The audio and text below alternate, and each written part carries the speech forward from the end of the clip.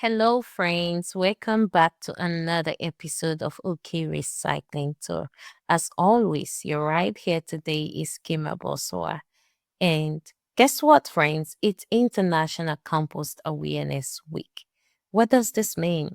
This means we have an entire week to ourselves to celebrate the beauty and benefits of composting to our environment, the soil, and to plants. So, in today's Okie Recycling Tour, I am going to feature some of the compost superstars in Oklahoma. We will cover from commercial scale composting to backyard composting. So, let's go, guys. Guys, I'm right here at Fatai Ground. Oh my God, look at that beautiful building. I can't wait to tour their facility and talk to Terry about some of their amazing work. Terry, could you please tell listeners who you are and a little about your company? Sure. Yeah, my name is Terry, and I started Fertile Ground with some friends about 13 years ago. We were a side project of an urban farming project called Commonwealth Urban Farms, and we were with Commonwealth for the first year just building compost, making compost piles in order to improve the soils to grow healthy food in. And it occurred to me that no one is doing anything with the massive amount of compostable material, food waste that goes into our landfills. I was interested in starting a worker-owned business, and I just saw it as an opportunity to both create a business that was employee-owned, worker-owned, but then also to do something about environmental problems related to organic materials just being locked away in our landfills. And also just really interested in using compost and the environmental benefits that come from that. Great. And I mean, walking around here, this is a great program, and I love it. I love what I'm saying. Um, so, what can you compost here that backyard composters aren't able to? So some of the things that we take include tree limbs, wood chips, grass clippings, leaves, but then we also take, horse manure bedding from animals, and then we take food waste, which is our specialty at Fertile Ground. And a lot of people can compost food waste in their backyard. The things that we can take here that might be different are meat, dairy products, oils. Those things can compost wonderfully. They're great feedstocks for compost. The problem in the backyard in an urban setting is that they can attract rodents, things like mice and rats, but also raccoons and possums.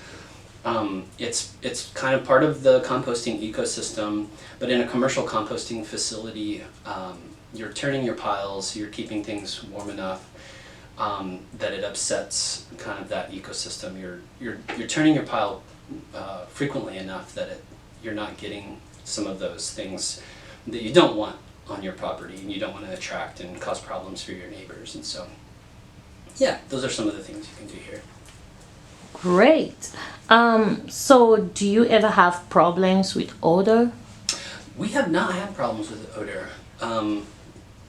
Odors are often caused by piles that are just mismanaged, or feedstocks that are left out in the open, unprocessed.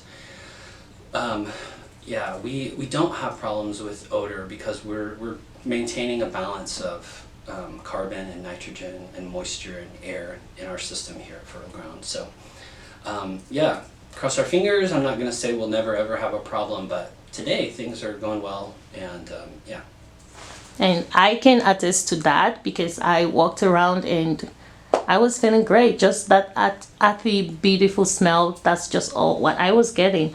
All right. So you mentioned about taking meats and things here, but those are things that we don't get to put in our backyard composting. So why do these things break down here and had to break down in the backyard composting? Yeah, so in our commercial composting process here at Fertile Ground, we're paying attention to our piles probably more often than the average backyard composter would pay attention to their pile. But meat, dairy, oils, those things are full of nitrogen, and they're a great feedstock for breaking materials down, for breaking food waste down. The problem in a residential setting is just that attraction of pests. So one way to eradicate the problem with pests, at a commercial facility, we're managing our piles more frequently, and we're turning the piles. We're making it an inhospitable place for things like rats or raccoons. And we're also building our piles big enough that there's a lot of heat that's generated, and the material breaks down relatively quickly within the pile. It's not going to sit, like as a hunk of meat, for 2 weeks, just like slowly decaying.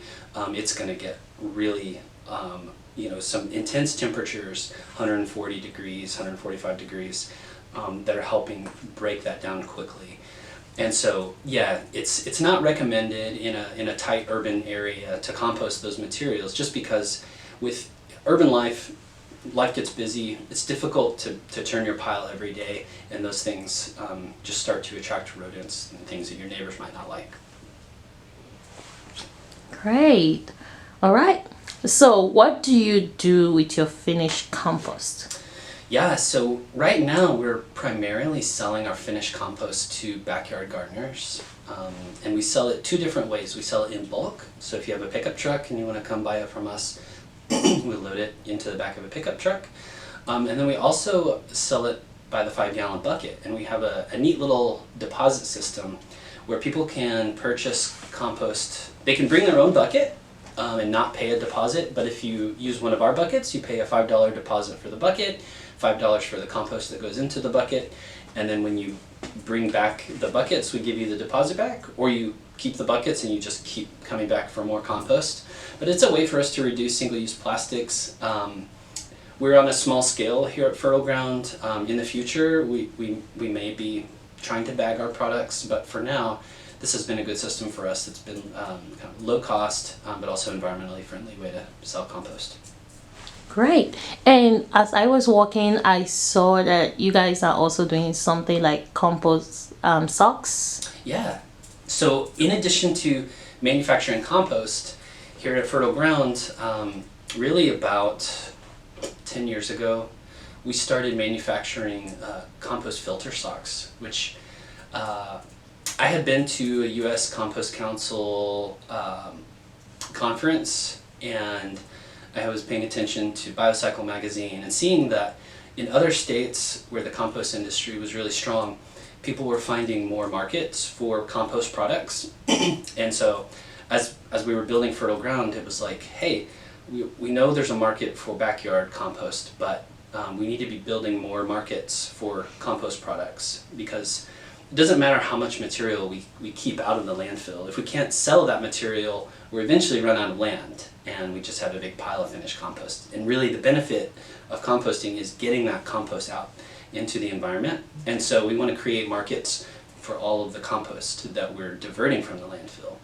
And so compost filter socks are a byproduct of the composting process. We take the mulch that gets screened out of the compost, and then we feed that mulch through an auger, kind of like making sausage. And we make these, 8-inch is the most popular size of filter fabric. Oh, I've got one. So this is what the filter sock looks like. And so, yeah, we put this fabric on a pipe, and an auger feeds the compost mulch into this sock material, and it's used for erosion control on construction sites. It ends up being cost savings for construction sites compared to traditional practices like using silt fence. Compost sock is much easier to install, much easier to maintain, and much easier to dispose of.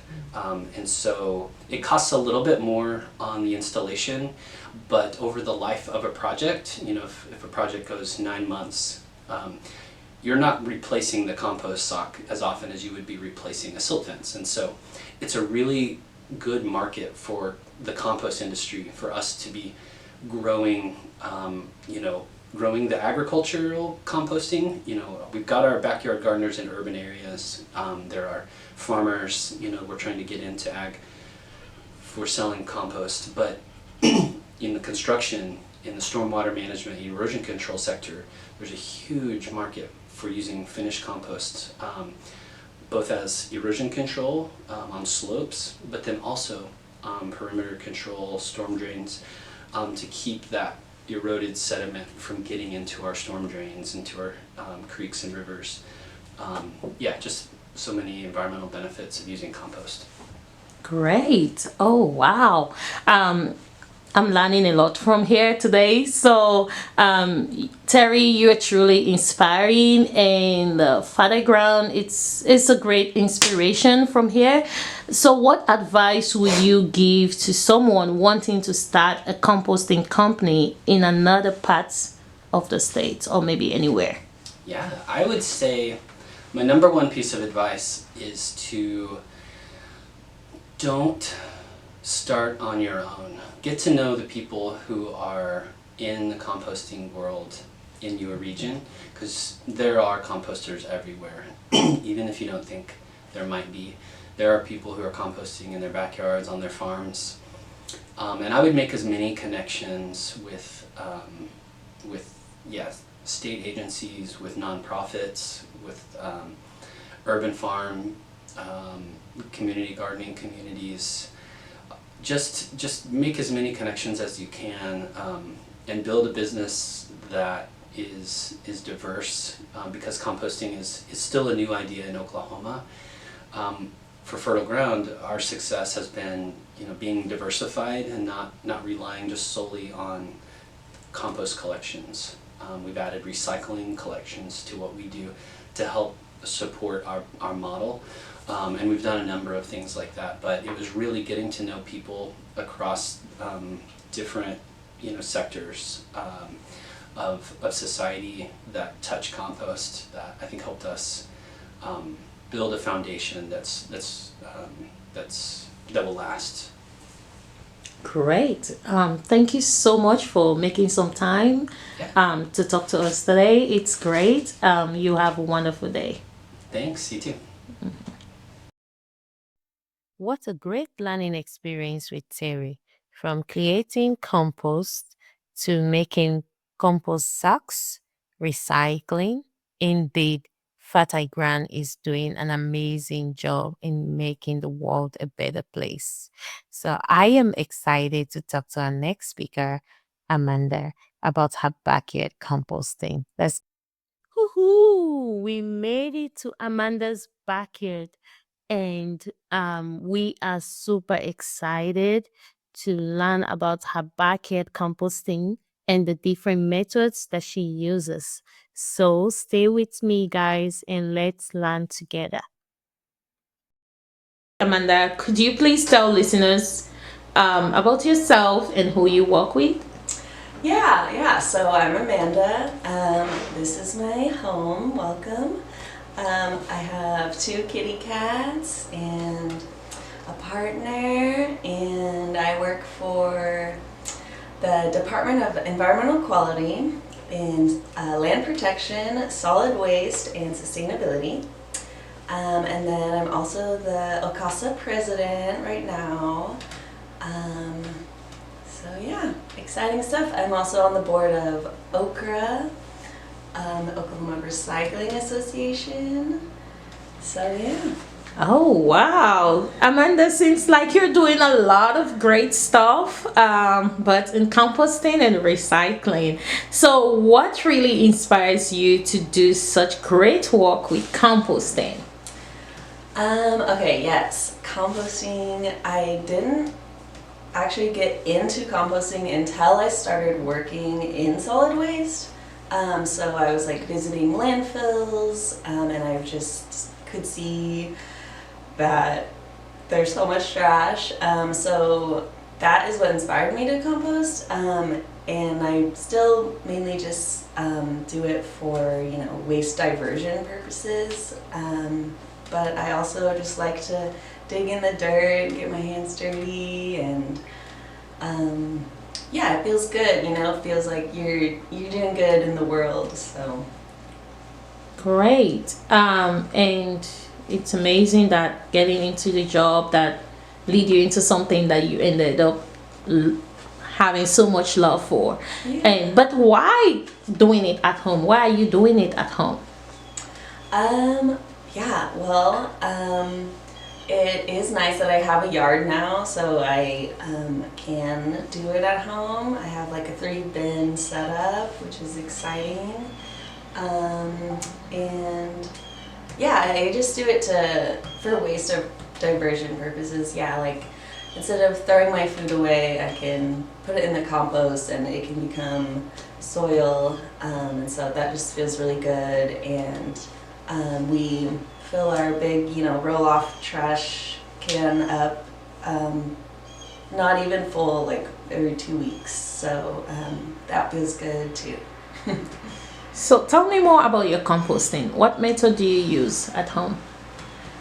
Yeah, so right now I have the 3 bins, like I mentioned, but they're all separate. So one of them is like the first one I ever got was like a plastic, like rectangular one, like this high, and then it's just like lasagna style, and it just sits there. It's not one that you turn or anything, so low maintenance.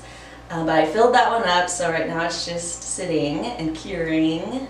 And then I also have a tumbler, so that one is nice too. It's easy to turn, and that one I also filled up, so it's also sitting. And then the one that's current active right now is like a pallet, 3-wall pallet pile. And then I do lasagna composting for that too, where you like layer brown, green, cover it with brown, and just keep going like that. So how do you save your food? Your Um, scraps, food scraps. Good question. So I keep them in the freezer.